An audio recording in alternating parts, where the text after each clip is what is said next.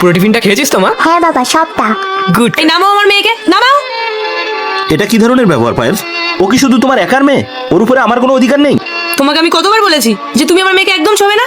আর এই যে তুই, তোকে কে বলেছে এখানে আসতে? কার অনুমতিতে তুই এই লোকটার কাছে এসেছিস? আর একটা কথা তুই পরিষ্কার শুনে রাখ, এরপর থেকে তুই আমাকে না জিজ্ঞেস করে কারোর কাছে যাবি না। কথাটা মনে থাকবে?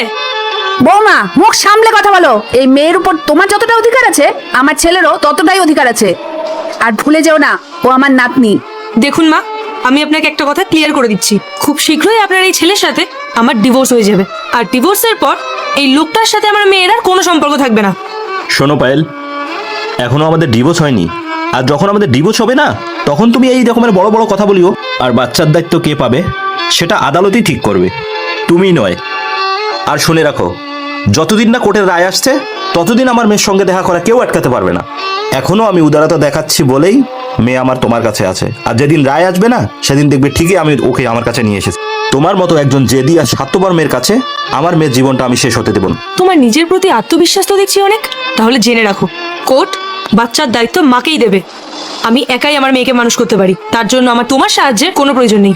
আমি আমার মেয়েকে এমন ভাবে তৈরি করব যাতে ও তোমাকে ঘৃণা করে, বড় হয়ে ও তোমার নাম শুনতেও না চায়। ও আমার সন্তান, ও আমাকে ঠিকই চিনবে। তুমি শুধু রায়ের অপেক্ষা করো।